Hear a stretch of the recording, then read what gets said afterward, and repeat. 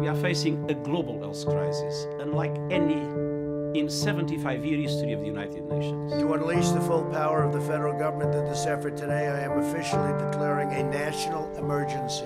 The government has decided that the current measures must remain in place for at least the next 3 weeks. We have therefore made the assessment that COVID-19 can be characterized as a pandemic. Since being declared a pandemic by the World Health Organization on March 11th, COVID-19 has made life different. One of the biggest differences involves students. Worldwide, schools and universities are closing to fight against the spread of the coronavirus. To get a better understanding of the differences students face, I decided to go to Zoom and talk to students around the world to get their perspective on the coronavirus pandemic. I began in Mexico City, where I talked to a student enrolled at Monterrey Institute of Technology. Actually, like 3 weeks ago, I was talking with some friends, like, when do you think these guys are going to like have some classes? And literally the next day, they send like an email saying like, yeah, we're not gonna be going to classes anymore.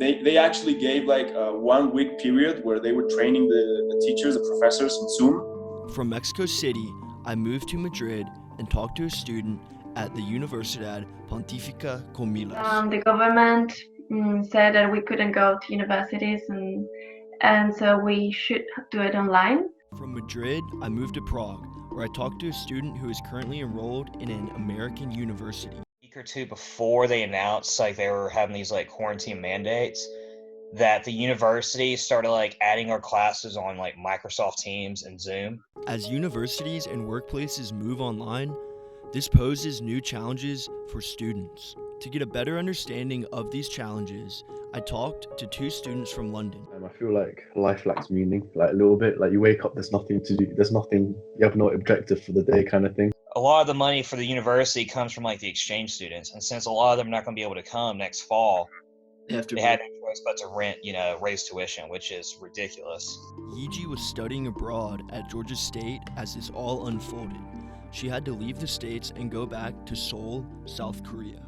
Like coming back to my country was the last option. Like the whole exchange students an email to like come back because like, you know, the situation is getting worse. Yiji was able to give insight on how international travel is operating. If we fly back to Korea, we have a like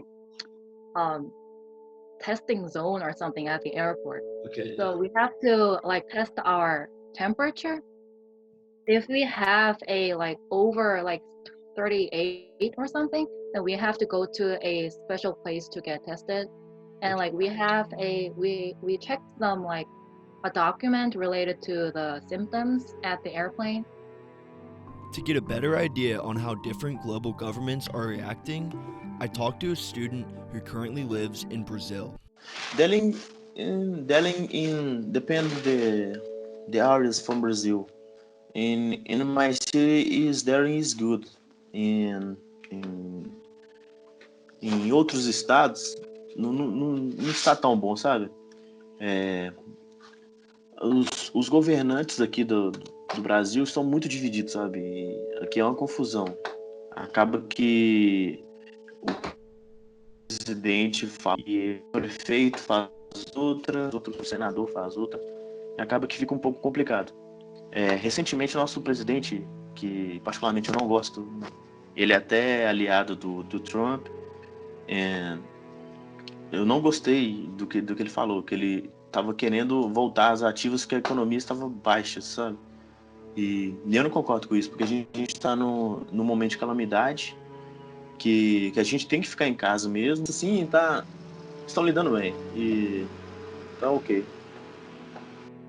Although governments handle the pandemic differently, one commonality for students is the impact on internships. I had a few like internships lined up. I had a few interviews. I went to them and then I got rejected from some, but from others I didn't hear back because they said the whole internship plan is cancelled now. I don't even know if I would have got them now.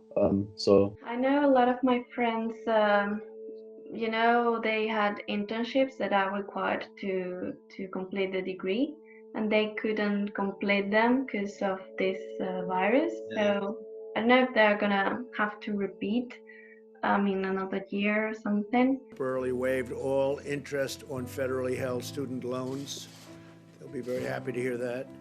Although President Trump temporarily waived student loans in America, this still leaves global students with many concerns. I think a lot of students would agree, in the same sense in the UK, that to pay £9,000 a year for online teaching is not. It's not worth it at all. It's a clear exploitation. I think the government's got to step in and do something about it.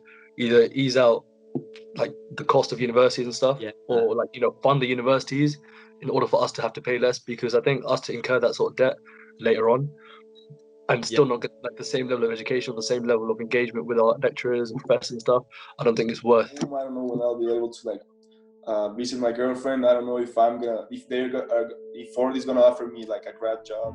COVID-19 has left many of us with questions, but we must remember there is hope.